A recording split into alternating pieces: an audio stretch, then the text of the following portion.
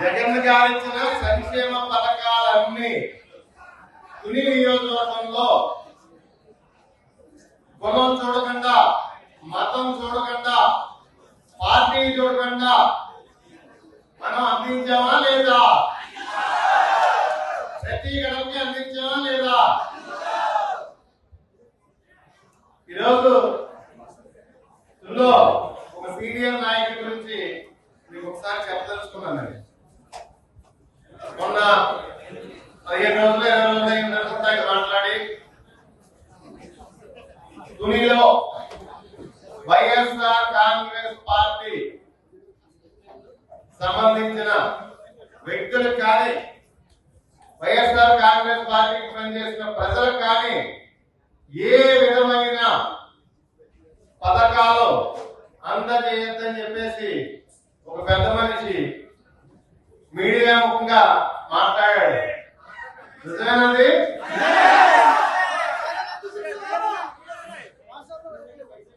రాష్ట్ర వ్యాప్తంగా కూడా వైరల్ అయింది. ఎట్టి పరిస్థితుల్లోనే వైఎస్ఆర్ కాంగ్రెస్ పార్టీ కోసం పనిచేసిన ప్రజలకు కానీ, వాళ్ళ నాయకులకు కానీ, కార్యకర్తలకు కానీ మనం పనిచేయకూడదని చెప్పేసి యనమల రామకృష్ణ గారు మాట్లాడారు. నాకు ఆయన చేసిన పదవులకు కానీ, లేకపోతే ఆయన మీద ఎంతో కొంత గౌరవం ఉండేది. కానీ ఆ మాటతో ఆయనకు ఉన్న గౌరవం కూడా ఏమాత్రం చిన్న గౌరవం కూడా పోయినాడు. ఆయన పెద్ద మనిషిలాగా అనిపించలేదు, నాకు చాలా చిన్న మనిషిలాగా అనిపించాడు ఆయన. ఒక పని చేయండి రామకృష్ణ గారు, మీకు వీలైతే చేతనైతే సబ్జెక్టు కరెక్షన్, మీకు దమ్ముంటే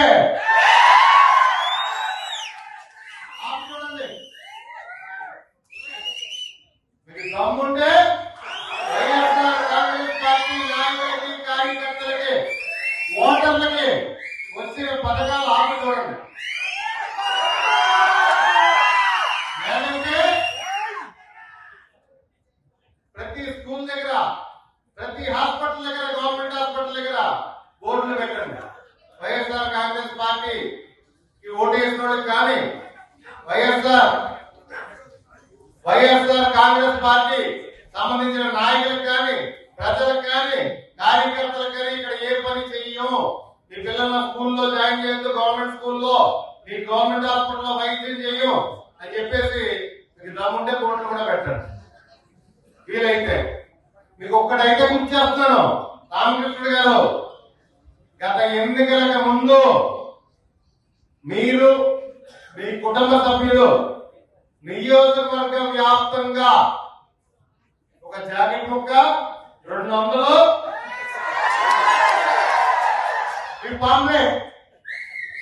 పట్టుకుని తెలుగుదేశం ఇంటికి వెళ్ళారా, లేకపోతే నియోజకవర్గంలో ఉన్న అందరూ ప్రజలకు వెళ్ళారా? ఓటు అర్థిస్తూ నియోజకవర్గంలో ఉన్న ప్రజలందరింటికి వెళ్ళి మీరు ఓటు అర్థించారు. కానీ మీ తెలుగుదేశం వాళ్ళ ఇంటికే మట్టి మీరు వెళ్ళి ఓటు అర్థించలేదు. మీ మాయ మాటలు నమ్మి మీకు గతంలో కన్నా 30,000 ఎక్స్ట్రా ఓట్లు పడ్డాయి. ఎందుకంటే ప్రజలు నమ్మి పెట్టారు కాబట్టి. ఒక జాకెట్ ముక్క 200, ఒక పాంప్లెట్. మీ కుటుంబ సభ్యులు మీరు ప్రతి ఇంటికి వెళ్ళి పోనీ అక్కడైనా విడదీసారా, ఇక్కడ వైఎస్ఆర్ సిపి వాళ్ళు ఇంటికి వెళ్ళలేము, వెళ్ళకూడదు, ఇక్కడ పథకాలు చేయము అని చెప్పేసి అటువంటిది ఏం లేదు కదా. జగన్మోహన్ రెడ్డి గారి పరిపాలనలో ఆరోగ్యశ్రీ కానీ, విద్య కానీ, వైద్యం కానీ ఎంత చక్కగా నడిచాయి. ఈరోజు తుని గవర్నమెంట్ హాస్పిటల్ చూసారా, పరిస్థితి ఏంటో చూసారా? మందులు బయటికి వెళ్ళి కొనుక్కోవాలి, డాక్టర్లు లేరు, ఏమి లేవు. గవర్నమెంట్ హాస్పిటల్ పరిస్థితి లంచాల వాడికి జగన్మోహన్ రెడ్డి గారి టైంలో సోదరుల ఒకసారి గుర్తు చేసుకోండి. ఫ్యామిలీ డాక్టర్ కాన్సెప్ట్, ప్రతి పంచాయతీకి కూడా ఒక డాక్టర్, ప్రతి ఇంటికి వెళ్ళి ఆ డాక్టర్ ఇంటికి వెళ్ళి వైద్యం చేసి షుగర్ ఉన్నా బీపీ ఉన్నా కదలలేని ముసలాడున్నా నెలకి సరిపడా మందులు ఇంటికి ఇచ్చేవారు గుర్తుందా? ఎంతో కాలం సంవత్సరం క్రితమే ఈ పరిపాలన మనం చూసాము. కానీ నేటి పరిస్థితి ఏంటి? సున్నా. గవర్నమెంట్ హాస్పిటల్లో పేషెంట్లకి మందులు కానీ కట్టడానికి బ్యాండేజ్ కూడా లేని పరిస్థితి ఈ రోజు. తునిలోనే కాదు, రాష్ట్ర వ్యాప్తంగా అదే పరిస్థితి. ఒక తునిలోనే కాదు, ఒకసారి గుర్తు తెచ్చుకోండి అందరూ కూడా. ప్రతి నెల ముఖ్యమంత్రి గారు 1వ తారీఖు బయలుదేరుతున్నారు. పొద్దున్నే ఎవరో ఇంటికి వెళ్తున్నారు, పెన్షన్ ఇస్తున్నారు. పెన్షన్ ఇస్తున్నారా? పెన్షన్ ఇచ్చి అయ్యో మీ ఇల్లు చూశాను, మీ ఇల్లు బాగాలేదు, మీ ఇంటికి ప్లాస్టింగ్ లేదు, నీ ఖర్చుకి డబ్బులు లేవు, నేను ఒక 5,000 రూపాయలు ఇచ్చి మా ఓడికి చెప్తాను, నేను నీకు 2 లక్షలు 3 లక్షలు ఇమ్మని ఇల్లు కట్టుకో అని చెప్తున్నాడు. అర్థమైందా? అంటే నెలకు ఒక ఇల్లు కట్టిస్తాడు అనమాట బాబు. నెలకి ఒకరికి, అంటే సంవత్సరానికి 12 మందికి ఆయన కట్టించి ఇల్లు 5 సంవత్సరాలకి 62 మందికి. ఒకటైతే చెప్పదలిచాను నేను, గౌరవ మాజీ ముఖ్యమంత్రి జగన్మోహన్ రెడ్డి గారి పరిపాలనలో 5 సంవత్సరాలకి 62 ఇల్లు ఇస్తావు, నెలకు 1 ఇల్లు ఇస్తావు, నువ్వు నీకు డబ్బు మట్టికి ఎలా కొడుతున్నారంటే అహో అహో అని చెప్పేసి నీ మీడియాలోని లేకపోతే మీ సోషల్ మీడియాలోని విపరీతంగా కొట్టుకుంటున్నారు. పాపం జగన్మోహన్ రెడ్డి గారికి ఇలాంటి ఏం తెలియదు. సుమారు 35 లక్షల మందికి ఇల్లు స్థలాలతో పాటు మంజూరు చేశారు జగన్మోహన్ రెడ్డి గారు. ఫస్ట్ ఫేజ్ లో 18 లక్షల మందికి ఇల్లు కట్టడానికి సిద్ధపడ్డాడు.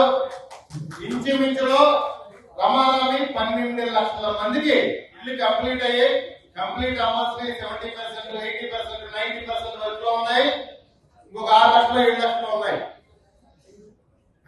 ప్రజలు ఆయన దయదచ్చలేదు, ఆయన వైపు చూడలేదు కదా. మళ్ళా సెకండ్ ఫేజ్ ఆగిపోయింది.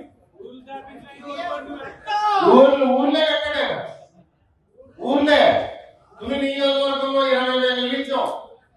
రాజపేట లేఅవుట్ తుని టౌన్ కి 5,000 ఇల్లు ఇచ్చాం. 5,000 ఇల్లు ఇవ్వడమే కాదు, సుమారు 2,30,000 రూపాయలు సహకారం కూడా జరిగింది. స్థలం ఇవ్వడమే కాకుండా. అంటే జగన్మోహన్ రెడ్డి గారికి మనం చేసింది మనం చెప్పుకోలేకపోయాం. మనం చేసింది మనం చెప్పుకోలేకపోయాం. స్కూల్స్, రాష్ట్రంలో స్కూల్స్ కంప్లీట్ అయిన స్కూల్స్, ఫస్ట్ ఫేజ్ లో కంప్లీట్ అయిన స్కూల్స్, డిజిటల్ బోర్డు, 8, 9, 10 తరగతి పిల్లలకి ట్యాబ్లు, డిజిటల్ క్లాస్ రూమ్లు, పిల్లలకి బెంచ్లు, నాణ్యమైన ఆహారం చిక్కీలతో సహా పిల్లలకి జగన్మోహన్ రెడ్డి గారు ఇచ్చింది. పిల్లలకి ఇంగ్లీష్ మీడియం చదువులు,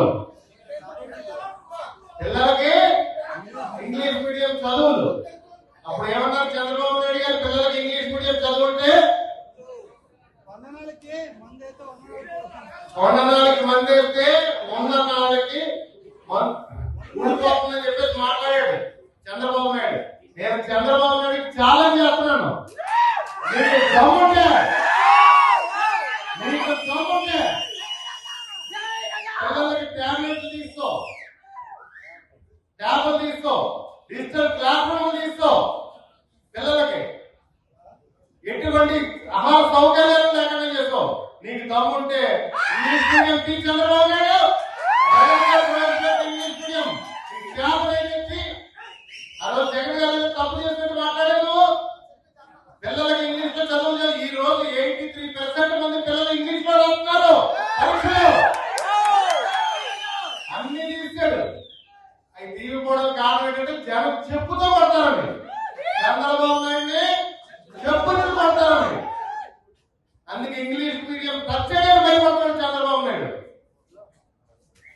జగన్ గారు చేసిన సంక్షేమ పథకాలు కానీ, సంక్షేమం కానీ, అభివృద్ధి కానీ మన కంటికి కనబడుతుంది.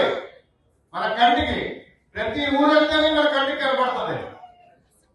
ఒక హాస్పిటల్ కనబడుతుంది, ఒక సచివాలయం కనబడుతుంది, ఒక రైతు భరోసా కేంద్రం కనబడుతుంది, ప్రతి గ్రామంలో కనబడుతుంది జగన్ గారు చేసిన అభివృద్ధి.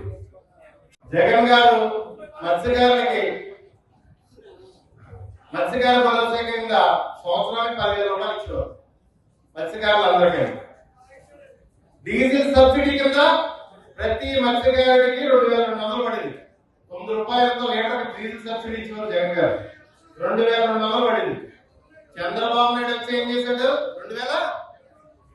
2,740 రూపాయలు, 2,740 రూపాయలు డీజిల్ సబ్సిడీ కింద మత్స్యకారులకు పడింది.